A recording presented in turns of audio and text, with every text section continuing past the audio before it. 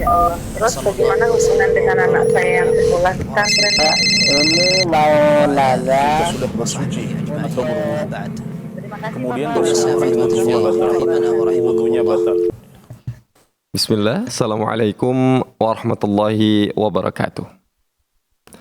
Alhamdulillah, salatu wassalamu ala rasulillah wa ala alihi wa sahbihi wa mawalah wa la hawla wa la quwata illa billah ma ba'd. Ma'asyal muslimin rahimani wa rahimakumullah, para pemirsa Fata TV yang insyaAllah dimuliakan oleh Allah Azza wa Jalla. Ahlan wa sahlan wa marhaban bikum, kami ucapkan kepada seluruh para pemirsa Fata TV dimanapun Anda berada. Semoga selalu dalam lindungan Allah Azza wa Jalla. Alhamdulillah, senang sekali rasanya masih diberikan kesempatan oleh Allah Azza wa Jalla untuk bisa menyapa kembali para pemirsa Fata TV yang insyaAllah dimuliakan oleh Allah Azza wa Jalla melalui program live interaktif.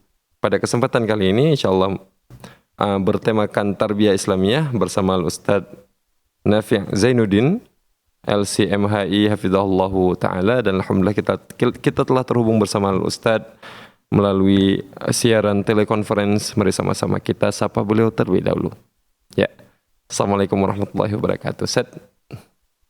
Assalamualaikum warahmatullahi wabarakatuh. Kaifal akhbar Ustadz? Alhamdulillah, ahlan bikum ya. Kaifahalukum? Alhamdulillah bikhair aidan Ustadz. Semoga Ustadz selalu dalam lindungan Allah Azza wa Jalla, dan ya semoga Ustadz diberikan terus kesehatan oleh Allah Azza wa Jalla sehingga kita berkesempatan untuk bisa menuntut ilmu kepada Al-Ustadz. Allahumma amin. Tapi Ustadz, kita akan bersama meminta waktu Ustadz selama lebih kurang 1 jam mendatang untuk kemudian menjawab pertanyaan-pertanyaan para pemirsa Fata TV yang mungkin nanti akan menelpon langsung melalui layanan telekonferensi, layanan live interaktif Fata TV, maupun pertanyaan-pertanyaan yang telah masuk di website dan redaksi Ustaz. Ya, syukran Ustaz, jazakumullahu khairan atas waktu yang disediakan untuk kita semuanya. Ya. Sebelum kita mulai live interaktif kita pada kesempatan kali ini, ada beberapa hal yang ingin kami sampaikan kepada seluruh pemirsa Fata TV dimanapun Anda berada, bahwasanya program live interaktif Fata TV memungkinkan bagi para pemirsa untuk bisa nantinya bertanya langsung kepada Ustadz Nafi' Zainuddin Hafizahullahu Ta'ala. Tentunya pertanyaan-pertanyaan seputar tarbiyah Islamiyah atau pendidikan Islam. Ya. Jadi bagi para pemirsa yang nantinya ingin bertanya langsung kepada Ustadz Nafi' Zainuddin seputar tarbiyah Islamiyah, bisa menghubungi nomor layanan kami di 0821 70006087. Kami ulangi sekali lagi, bagi para pemirsa yang ingin nantinya bertanya kepada Ustadz Nafi' Zainuddin LCMHI tentang tarbiyah Islamiyah, nantinya bisa menghubungi nomor layanan kami di 0821 70006087. Syukran, jazakumullahu khairan atas perhatiannya. Kemudian tak lupa pula, kami ingin mengajak para pemirsa Fata TV dimanapun Anda berada untuk bisa berjuang bersama kami menyebarkan dakwah Islam ini melalui rekening aktif yang bisa Anda saksikan di layar kaca televisi Anda semuanya.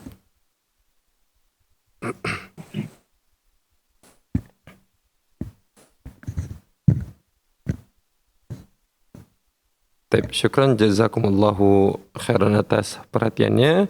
Kemudian kami juga ingin menyapa para pemirsa Fata TV yang ikut menyimak program layanan live interaktif kita melalui radio. Ahlan wa sahlan wa marhaban bikum.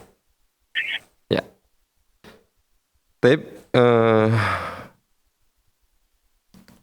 Baik, mungkin tidak memperpanjang lagi mukadimah, Ustaz, kita akan mulai membuka live interaktif kita pada kesempatan kali ini dengan mendengarkan sepatah dua patah nasihat yang insyaAllah akan disampaikan oleh Ustadz Nafi' Zainuddin kepada Ustadz. Falyatafaddal mashkuran ma'jura. Bismillahirrahmanirrahim. Assalamualaikum warahmatullahi wabarakatuh. Waalaikumsalam warahmatullahi wabarakatuh. Alhamdulillahi wahdah wassalatu wassalamu ala man la nabiyya ba'dah wa ala alihi wa ashabihi wa man tabi'a bihudah ila yaumin alqah. Kaum muslimin, kaum muslimat, azza ya Allah wa iyyakum, senantiasa kita memohon kepada Allah Subhanahu wa taala agar diberikan istiqamah di atas jalan kebenaran, istiqamah mengikuti petunjuk Al-Quran dan As-Sunnah. Dalam sebuah ayat Allah Subhanahu wa taala menyebutkan wa man adlamu mimman iftara 'ala Allahi kadziban aw kadzdzaba bil haqqi lamma ja'ahu alaysa fi jahannama mathwal lil kafirin. Dan siapakah yang lebih zalim daripada orang yang berdusta atas nama Allah atau mendustakan kebenaran ketika kebenaran itu datang kepadanya.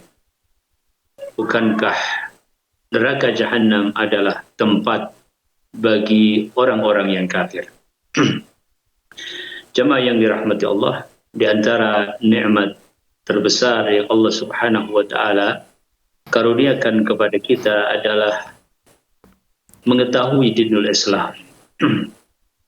Mengenal Nabi kita sallallahu alaihi wasallam. Dan pada masa yang Allah Subhanahu wa taala buka teknologi sehingga pengetahuan tentang Islam bukan merupakan perkara yang susah, artinya lebih mudah untuk kita mendapatkan sumber-sumber informasi terkait dengan Islam. Tentu saja kemudian Islam yang terverifikasi sebagai Islam yang datang dari Nabi Sallallahu Alaihi Wasallam dan dijelaskan oleh para ulama salafus saleh. Ketika kebenaran tersebut datang, maka sambutlah, karena disitulah Allah Subhanahu wa taala memberikan kesempatan kepada kita untuk menjadi bagian dari kafilah yang panjang, kafilah para al-anbiya alaihimus salatu wassalam dan pengikut Nabi yang terakhir, Nabi Allah Muhammad sallallahu alaihi wasallam. Pada surat Al-Ankabut ini Allah Subhanahu wa taala memperingatkan tentang orang-orang yang mendustakan al-haq, kebenaran. Ketika kebenaran itu sudah datang kepadanya, ketika Al-Quran sudah sampai kepadanya, As-Sunnah sudah sampai kepadanya, maka tidak ada jalan lain kecuali istiqamah, tidak menoleh ke kanan dan ke kiri, tetapi tegak lurus mengikuti al-haq, sebagaimana Nabi Sallallahu Alaihi Wasallam juga mengatakan dalam hadisnya, la yasma'u bi yahudiyyun wala nasraniyyun thumma la yu'minu bima ji'tu bihi min al-haqqi illa kana min ashabi an-nar. Tidaklah ada seorang Yahudi atau seorang Nasrani yang mendengar tentang aku dan sampai kepadanya kebenaran yang aku bawa, kemudian dia tidak mengimaninya, kecuali dia akan termasuk ashabun nar, yaitu penghuni api neraka. Hadis tersebut menjelaskan apa yang juga tadi kita baca dari surat Al-Ankabut ayat 68. Maka kebenaran ini adalah sebuah pembeda.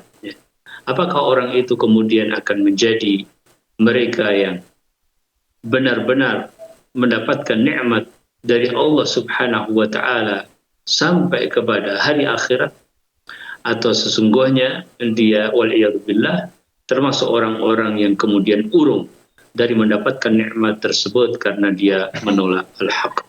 Semoga dengan kita terus berusaha untuk istiqamah di atas jalan kebenaran Al-Quran dan As-Sunnah, kita menjadi adba'u al-haq yang kemudian mendapatkan kemuliaan hingga hari akhirat kelak. Wallahu ta'ala a'lam. Barakallahu fikum. Syukran jazakumullahu khairan atas nasihat pembuka yang telah saya sampaikan.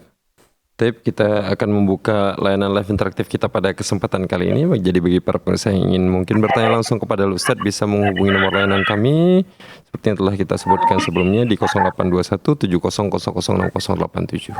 Taib, mungkin sembari menunggu para penelpon menghubungi nomor layanan live interaktif atau TV, Ustadz, kita akan mencoba membacakan pertanyaan-pertanyaan yang telah mulai masuk melalui website Dewan Redaksi kita, Ustadz. Taib, nabda Ustadz, bismillah. Pertanyaan pertama dari Muhammad Hamzah Fatoni di DKI Jakarta, Kota Jakarta Timur. Beliau bertanya, bismillah, assalamualaikum warahmatullahi wabarakatuh. Ustaz, Ana sedang kuliah dan terlanjur masuk ke jurusan yang ada menggambarnya, Ustaz. Bagaimana sikap Ana? Apa harus mengingkari dengan lisan atau cukup dengan hati saja ya Ustaz? Syukran jazakumullah khairan atas jawabannya. Alhamdulillahirabbil alamin, nusalli wa nusallim ala sayyidil awwalin wal akhirin wa ala alihi wa ashabihi ajma'in. Menggambar yang tidak dibolehkan di dalam Islam adalah menggambar makhluk hidup. Ya. Dan di dalam hal ini maka seorang muslim berupaya untuk sebisa mungkin fattaqullaha mastata'tum, menghindari dari menggambar makhluk hidup. Sebagaimana Rasul sallallahu alaihi wasallam juga menyebutkan wal muhajiru man hajara lima nahallahu atau mimma nahallahu anhu atau kama qala sallallahu alaihi wasallam. Dan seorang yang berhijrah adalah yang meninggalkan apa yang dilarang baginya. Dan alhamdulillah pada dunia sekarang ini banyak sekali yang tadinya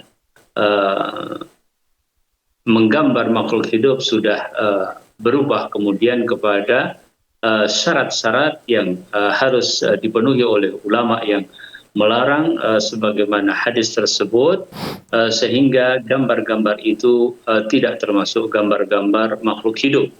Seperti misalnya menghilangkan tanda-tanda wajah dan seterusnya.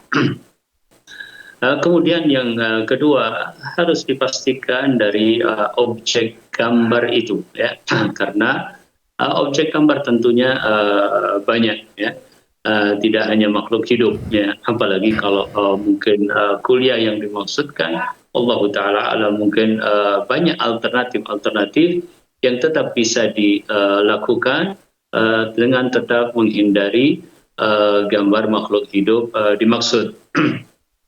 Adapun terkait dengan al-amru bil ma'ruf wan nahyu 'anil munkar, kembali kepada hadis Nabi sallallahu alaihi wasallam, man ra'a minkum munkaran falyughayyirhu bi yadihi, ya. Dan di dalam konteks ini, ya, bi yadihi adalah bagi orang-orang yang memang mempunyai wilayah, ya, mempunyai kuasa untuk melakukannya, seperti pimpinan terhadap jajarannya, ya, atau orang tua terhadap anaknya, atau hay'ah atau satu lembaga yang mempunyai tugas khusus untuk melakukannya. Faman lam yastati falyughayyirhu, barang siapa yang tidak bisa atau tidak mampu melakukannya, fabilisanihi, maka dengan lisannya. Dan lisan yang dimaksudkan tentu saja idza nafa'al kalam, apabila perkataan itu bermanfaat, maka sudah cukup, tidak perlu untuk menggunakan yang lain. Demikian pula di dalam mengingkari kemungkaran dengan kalam, tentunya dimulai dengan ta'rif dahulu, ya, dengan memberikan pengertian dahulu bahwa hal tersebut memang disepakati sebagai sesuatu yang mungkar atau sesuatu yang haram misalnya, sehingga ditinggalkan. Bisa jadi sebagian orang masih menganggap hukum yang lain perlu adanya pembicaraan, ya, perlu adanya nikos untuk memastikan kesamaan pendapat dalam hukum tersebut, ya. Faman lam yastati falyughayyir falyughayyir biqalbihi wa dzalika adhafu al-iman. Dan barang siapa yang tidak mampu, maka hendaklah dia merubahnya dengan hati. Tetapi termasuk perubahan dengan hati adalah apabila kita bisa meninggalkan sebuah majelis yang sedang melakukan kemungkaran tersebut, maka itulah di antara yang harus dilakukan. Wallahu ta'ala a'lam. Assalamualaikum ilaikum wa barakallahu fikum. Syukran jazakumullahu khairan atas jawabannya. Baik, kita akan coba melanjutkan pertanyaan selanjutnya yang telah masuk di website dan redaksi kita. Saat ada pertanyaan dari Fajar Najmuddin di Sumatera Selatan, Ustaz, Kabupaten Ogan Komering Ulu. Masya Allah, ini agak lucu nih Ustaz pertanyaan. Pertanyaan dari mahasiswa semester akhir sepertinya ini Ustaz. Assalamualaikum warahmatullahi wabarakatuh Ustaz. Izin mau bertanya, mau buat tugas akhir nih Ustaz. Apakah ada fatwa yang membedakan mengenai sedekah laut Ustaz? Dan apakah ada fatwa lain pro kontranya Ustaz? Syukran jazakumullahu khairan insyaallah. Malah konsultasi ke Fatwa TV ini insyaallah. Bukan ke pembimbingnya Ustaz. Fadhal. Pembimbingnya. Fadhal Ustaz. Alhamdulillah, nusalli wa nusallim ala Rasulillah. Sedekah adalah sesuatu yang baik apabila diberikan dengan niat yang baik dan cara yang baik. Karena sebuah pemberian bisa jadi tidak dinilai sebagai sesuatu yang berpahala, ya. Bisa jadi juga pemberian bahkan menjadi sesuatu yang diharamkan. Dia berharap ada kebaikan, ya. Semacam seseorang memberikan sesuatu pada kasus-kasus yang lainnya, namun dia mempunyai niat yang lain, ya. Dia niatkan sebagai sesuatu yang merupakan sesajen, ya. Dan mereka mengatakan bahwasanya mereka juga memberikan untuk Allah Subhanahu wa taala, ya. Mereka mengatakan hada lillahi bizamihi wa hada li syurakaina famakana lillahi, maka apa yang untuk Allah yasilu ila syurakaihim wa makana li syurakaihim fala yasilu ila Allah, ya. Bahwasanya mereka mengatakan ini untuk Allah dan ini untuk sekutu-sekutu kami, ya. Jadi Allah Subhanahu wa taala menceritakan tentang apa yang mereka berikan untuk berhala, dan itu adalah kesyirikan. Adapun sedekah yang diberikan misalnya untuk sungai, ya, atau untuk sawah, ya, atau untuk laut, ya, maka hal tersebut perlu dilihat bahwasanya sebagai sesuatu yang perlu sangat hati-hati, ya. Kadang orang mungkin salah paham, ya. Ada sebagian orang itu menanam tengkorak di sawah, ya, berdasarkan hadis yang dhaif, ya, yang menyebut tentang al-jamajim, ya. Sebagian ulama menyebut bahwa itu yang dimaksudkan adalah al-budur, yaitu benih-benih, ya. Tapi hadisnya juga merupakan hadis dhaif. Barangkali orang salah paham, orang tidak mengerti, atau orang hanya ikut-ikutan, ya. Tapi insya Allah seorang Muslim yang belajar ilmu din, seorang Muslim yang belajar tauhid, ya, yang belajar bagaimana makna la ilaha illallah, ya, bahwa tidak ada yang mempunyai kekuatan seperti Allah kecuali hanya Allah. Qul huwallahu ahad, ya.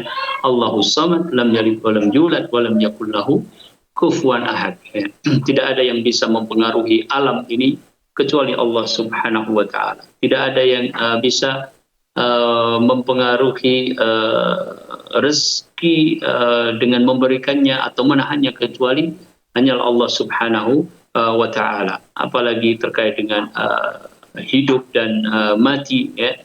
terkait dengan hujan dan tidak hujan, ya, maka itu adalah hal-hal yang merupakan khususiat bagi Rabbil Alamin. Ya, maka saya tidak menyangka kalau ada seseorang Muslim yang belajar ilmu din dengan benar, kemudian beranggapan bahwa ada kekuatan-kekuatan semacam itu, ya, pada makhluk-makhluk, apakah itu jin, ya, apakah itu adalah sesuatu yang diyakini menjaga laut, ya, atau menjaga sungai, atau menjaga pohon, dan seterusnya.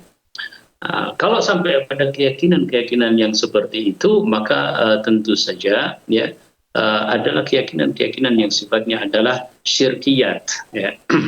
Ya. Dan seseorang yang mungkin melakukan, kita tidak tahu, ya, apakah niatnya sama atau niatnya berbeda-beda. Ya, kita tahu ada sebuah hadis ad-dubab, ya, hadis tentang lalat, ya. Ya, bahwa ada dua orang akan melewati sebuah tempat, namun kebiasaan di tempat tersebut seseorang tidak boleh melewati kecuali menyembelih sembelihan kurban, ya. Kemudian satu orang ketika disuruh untuk melakukannya, dia mengatakan, aku tidak punya sesuatu untuk aku sembelih, ya, dan aku berikan kepada berhala tersebut, ya. Maka mereka para penjaga mengatakan, qarrib walau dubaban, ya, sembelihlah walaupun seekor lalat, ya. Kata orang tersebut, mali liuqarriba syai'an li ghairillah atau kama qala, saya tidak akan mungkin, ya, memberikan sembelihan kepada selain Allah Subhanahu wa taala. Maka orang tersebut kemudian dihukum mati, ya, oleh mereka dan tidak bisa melewati tempat tersebut, ya, tewas karena terpenggal, ya. Maka orang tersebut dikatakan oleh Nabi Shallallahu Alaihi Wasallam, dakhala rajulun fi dhubab, dialah yang dakhala rajulun al jannah fi dhubab, dialah orang yang masuk jannah karena peristiwa tersebut, ini peristiwa terkait dengan dhubab. Sedangkan orang yang kedua, ya, ketika dikatakan kepadanya qarrib walau dhubaban, maka dia faqarraba dhubaban. Orang tersebut meyakini bahwasanya memang boleh memberikan sembelihan tersebut walaupun seekor lalat, ya, kepada berhala itu. Berarti dia mempunyai niat yang sudah salah, ya, niat yang sudah salah. Jadi bukan masalah dzubab atau ghairu dzubabnya, tapi sembelihan itu dia niatkan dengan niat yang salah. Maka di dunia dia selamat, fakhallau sabilahu, dibiarkan dia lewat. Akan tetapi disifati oleh Nabi Shallallahu Alaihi Wasallam bahwa orang tersebut yang masuk neraka, ya, karena menjalankan sesuatu dengan niat yang keliru. Nah, kalau tidak salah pernah ada pembahasan oleh kita, dan nanti insya Allah semoga tim bisa memberikan rujukan kepada penanya. Wabillahi taufiq wallahu ta'ala a'lam. Barakallahu fikum Ustaz, syukran jazakumullahu khairan atas jawabannya. Semoga bisa menjadi ya, bisa menjadi bahan rujukan bagi yang bertanya, ya. Masya Allah. Saya melanjutkan tugas akhirnya. Tapi kita telah terhubung dengan penelpon kita yang pertama pada kesempatan kali ini. Kita telah terhubung bersama Bapak Rizal di Singkawang. Kita akan sapa beliau terlebih dahulu. Assalamualaikum Fatwa TV. Assalamualaikum warahmatullahi wabarakatuh. Waalaikumsalam warahmatullahi wabarakatuh. Silakan Bapak, pertanyaannya. Barakallahu fiik, Ustaz. Ya, fiikum barakallah. Begini, Ustaz. Pernah satu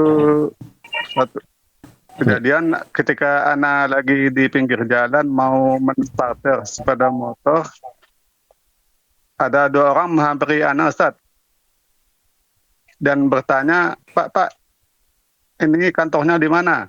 Lalu anak menunjukkan, Bapak terus saja, kantornya sebelah kanan.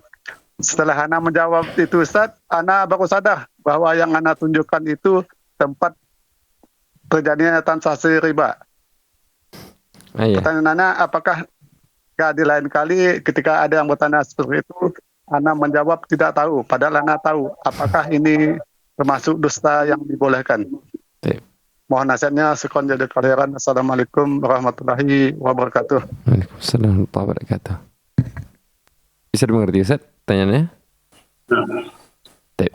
Alhamdulillah, nusalli wa nusallim ala Rasulillah.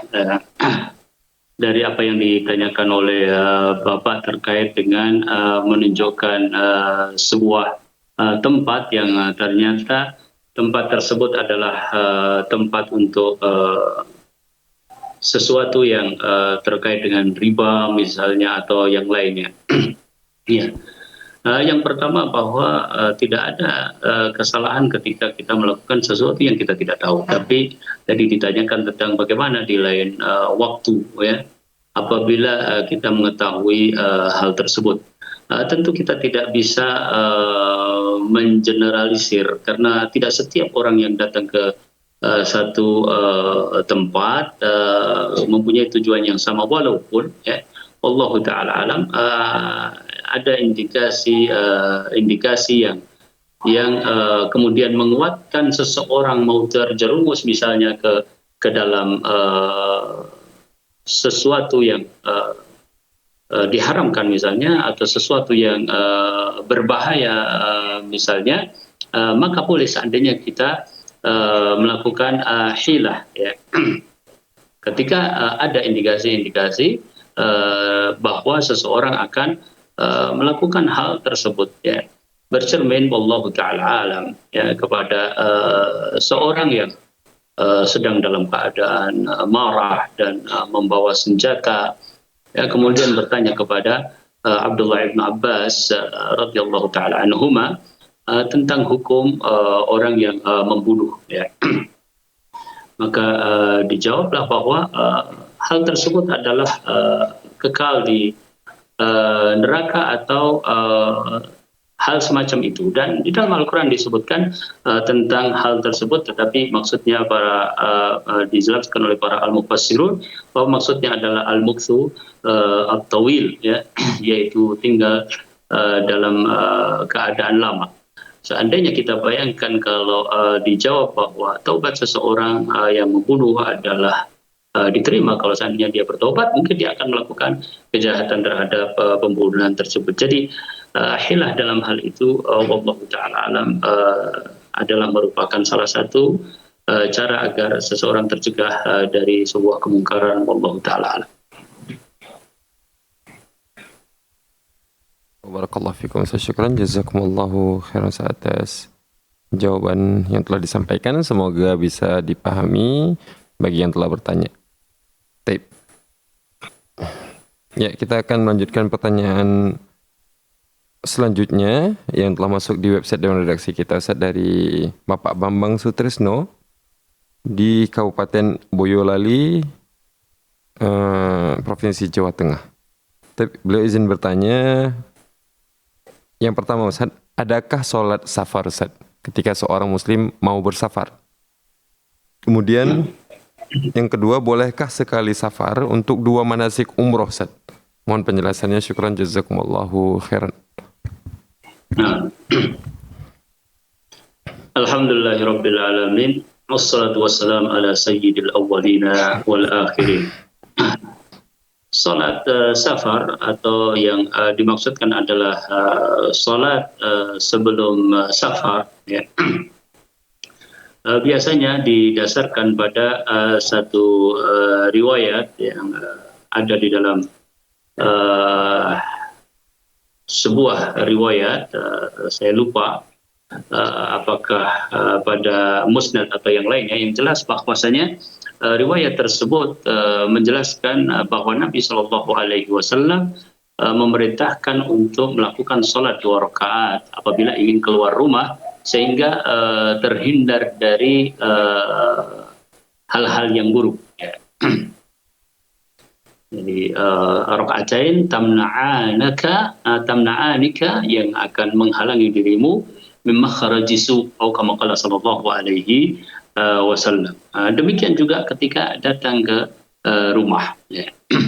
Hadis ini dibicarakan kedudukannya oleh para ulama hadis, ya, dan banyak di antara ulama yang mendhaifkan hadis tersebut. Saya tidak tahu apakah ada yang menilai hasan atau dengan penilaian yang lain, ya. Kan tapi banyak di antara ulama hadis mengatakan bahwasanya hadis ini adalah hadis yang lemah, dan seandainya ada maka dibawakan kepada keumuman hadis Nabi Shallallahu Alaihi Wasallam bahwa Nabi memerintahkan agar seseorang banyak melakukan sholat sunnah di rumah, dan diantaranya adalah sunnah ratibah. Ya. Wallahu ta'ala alam. Ya. Tetapi jika ditanya tentang apakah ada riwayat yang berbicara tentang hal itu, ya tadi riwayat yang tadi bahwa Nabi Shallallahu Alaihi Wasallam dikatakan yurwa, ya ini memerintahkan untuk sholat 2 rakaat baik ketika keluar rumah ataupun masuk ke dalam rumah. Kemudian terkait dengan safar umrah, ya. Di sini juga ada khilaf di kalangan para ulama, ya.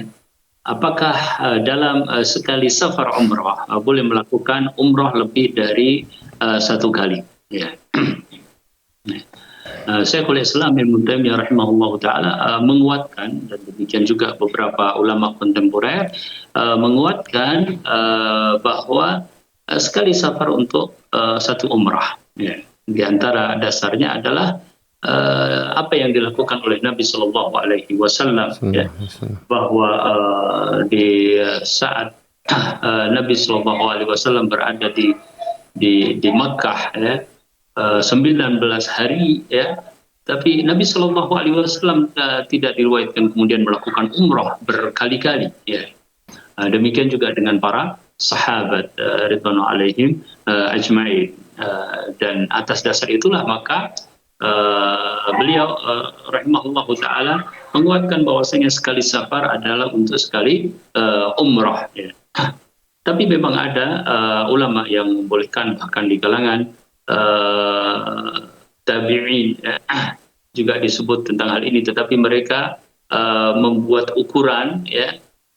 Di antaranya ukurannya adalah apabila rambut sudah tumbuh lagi, ya, rambut sudah tumbuh lagi dan bisa diambil untuk tahallul, ya, maka itu adalah jarak terdekat, ya. Adapun caranya tentu harus keluar ke tempat yang halal, kemudian masuk lagi melalui miqat. Sebab perbedaannya di antaranya adalah karena hadis Nabi Shallallahu Alaihi Wasallam yang terkait dengan Aisyah radhiyallahu taala anha waktu itu, ya, apakah ini adalah merupakan kekhususan bagi beliau, ya, radhiyallahu taala anha, atau, ya, artinya bisa dilakukan juga oleh orang lain yang lain, apalagi untuk orang yang jauh dari Makkah, yang juga tidak tahu kapan bisa kembali lagi ke Makkah dan seterusnya, ya. Maka ulama tidak menyatakannya sebagai bid'ah, akan tetapi menselisihi apa yang dilakukan oleh Nabi SAW, yakni mukhalifun lis-sunnah. Demikian yang saya ketahui, wallahu taala alam.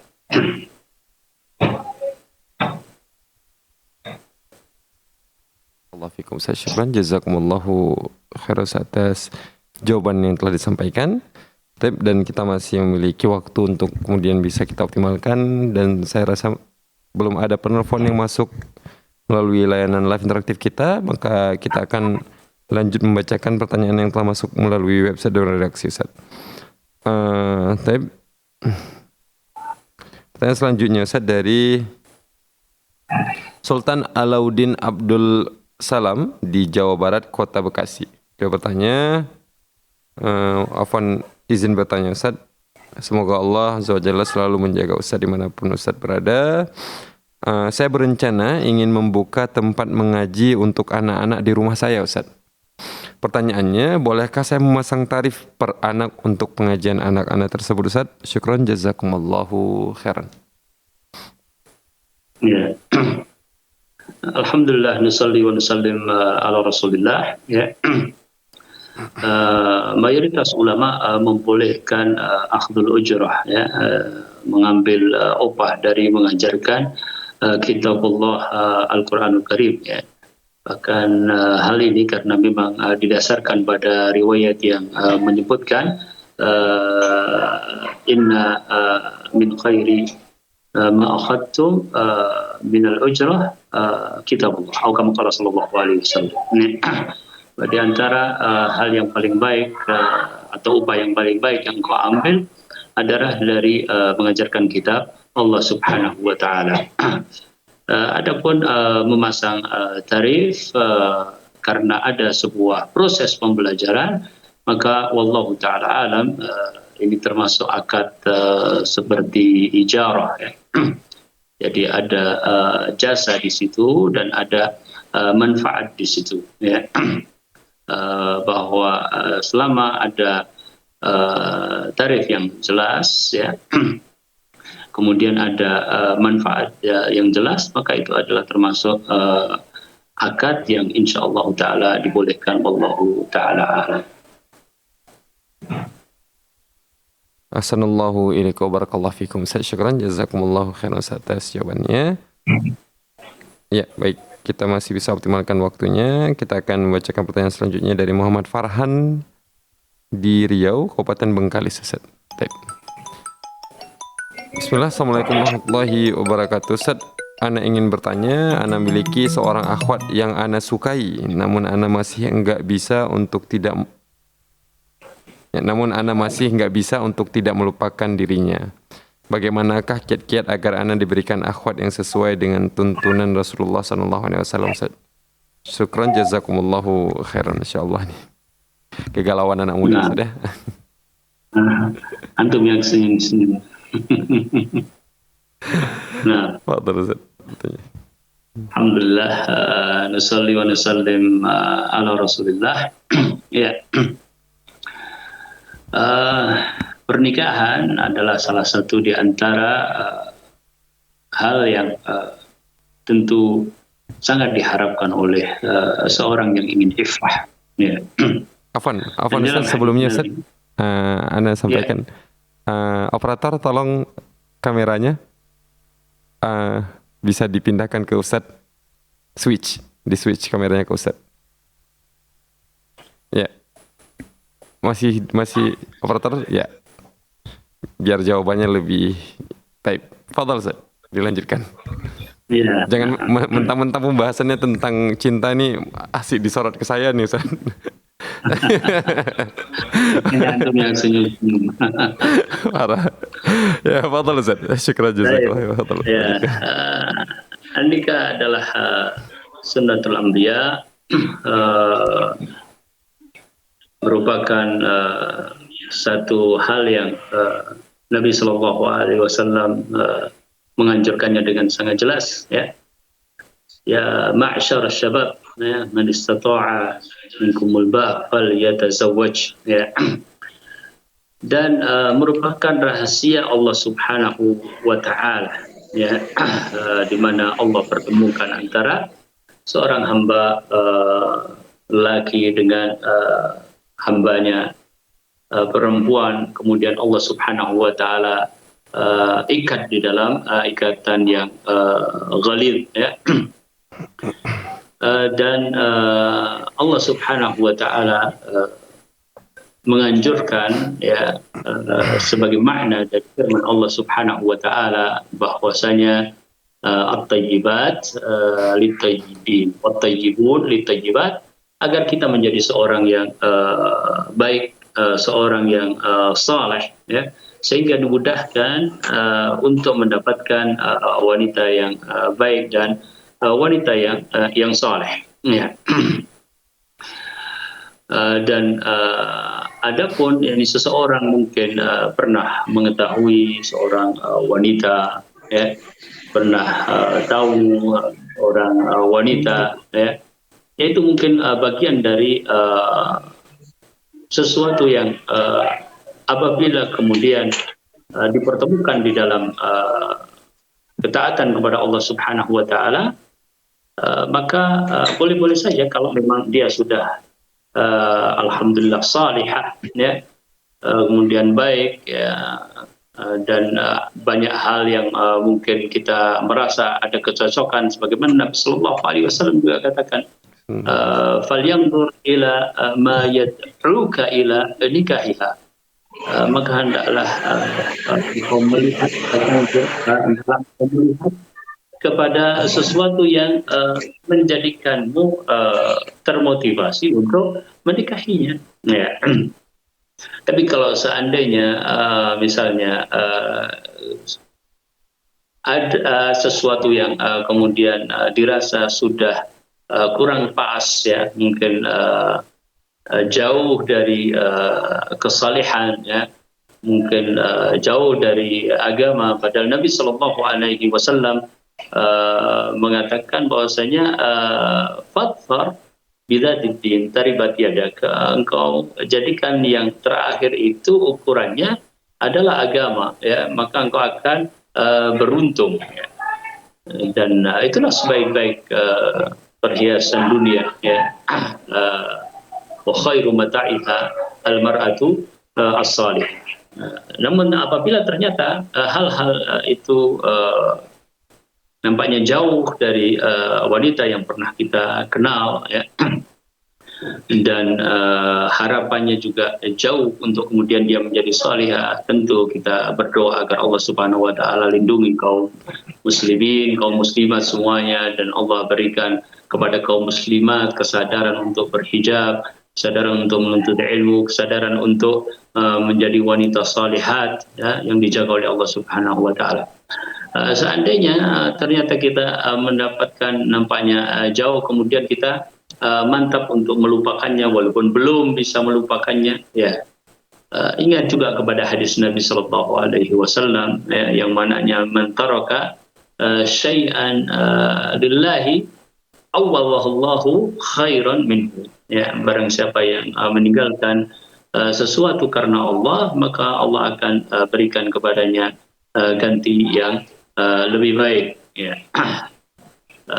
Kembali kepada fikih al-munakahat, ya, untuk pelajari dengan baik tentang fikih ini, dan insya Allah ketika dipelajari dengan baik dan juga dipraktekkan, maka tidak ada di dalam Islam itu sesuatu yang mengecewakan. Bahkan yang ada di dalam Islam itu adalah sesuatu yang menjadikan kita berbahagia di dunia dan juga di akhirat. Wallahu ta'ala a'lam.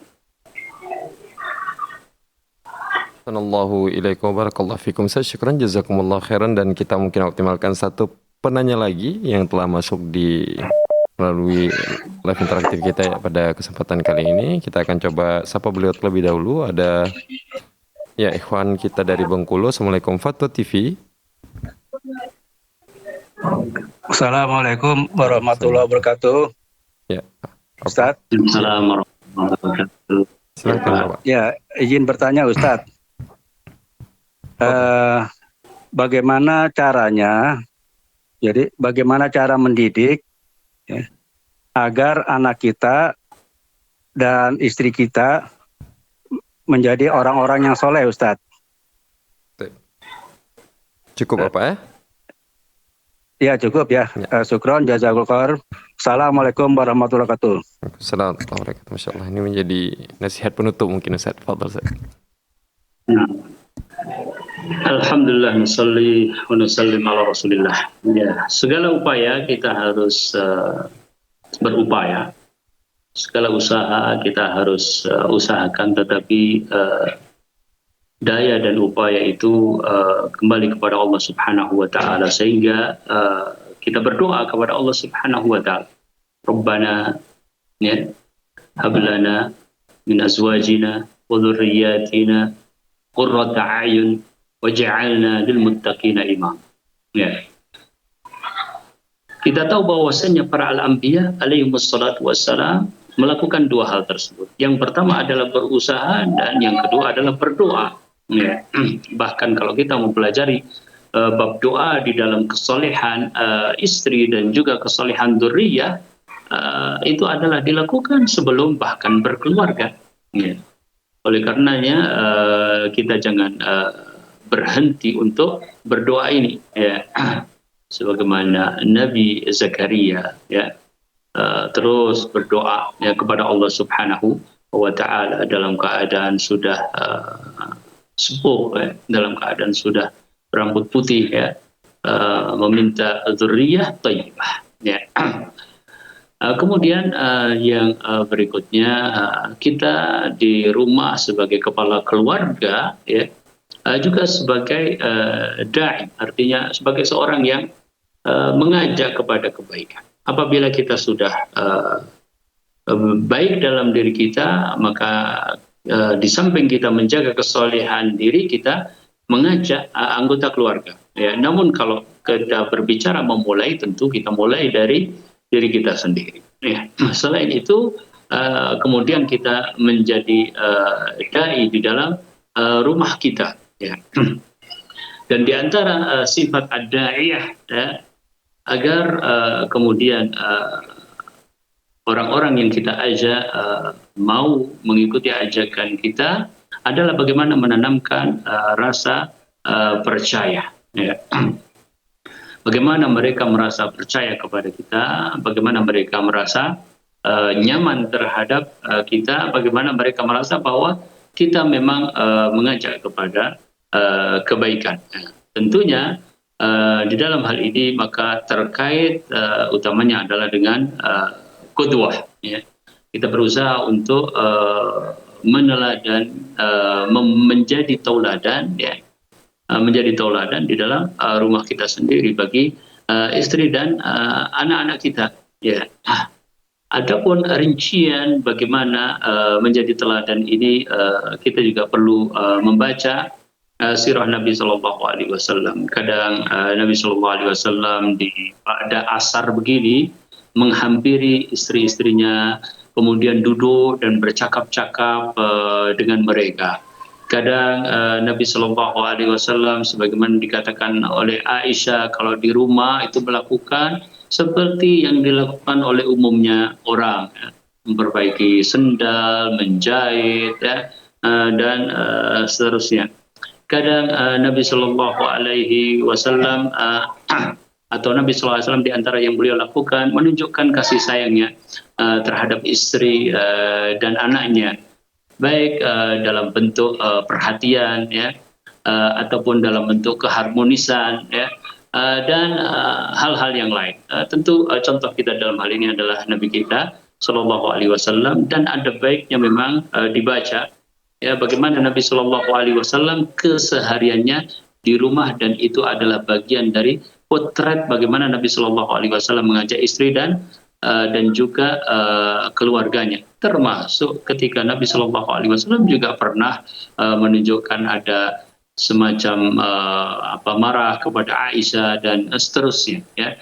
Semoga dengan membaca tersebut sebagai rincian dari makna keteladanan itu, kemudian bisa membawa istri dan juga anak-anak ke dalam kesolehan bersama. Wallahu ta'ala alam. Allahu ilaika wa barakallahu fikum. Ustaz, kami ucapkan syukran jazakumullahu khairan atas jawaban dari pertanyaan Bapak Saleh Haji yang kemudian juga menjadi nasihat penutup kita pada kesempatan kali ini, Ustaz. Mengucapkan syukron sekali lagi, Ustaz. Jazakumullahu khairan atas waktu yang telah diberikan dan jawaban-jawaban dari pertanyaan-pertanyaan sehingga menjadi ilmu bagi kita semua tentunya. Ya, semoga waktu dan umur Ustaz diberkahi oleh Allah Azza wa Jalla, dan kami ucapkan sekali lagi terima kasih banyak, Ustaz. Ya. Barakallahu fikum. Kemudian kami juga ingin ucapkan syukran jazakumullah khairan kepada seluruh pemirsa Foto TV dimanapun Anda berada, terutama bagi para pemirsa yang telah bertanya langsung kepada al-asatizah melalui layanan live interaktif kita pada kesempatan kali ini maupun yang telah mengirimkan pertanyaan-pertanyaannya melalui website Dewan Redaksi kita. Ucapkan sekali lagi syukran jazakumullah khairan. Saya mewakili seluruh kerabat kerja yang bertugas. Pamit undur diri. Wassallallahu ala nabiyina Muhammad. Wassalamualaikum warahmatullahi wabarakatuh. Waalaikumsalam. Terus bagaimana hubungan dengan anak saya yang sekolah? Syukran saja jazakumullah khairan. Ini mau nanya. Kalau ada Terima kasih Kemudian Bapak. bersentuhan dengan suami.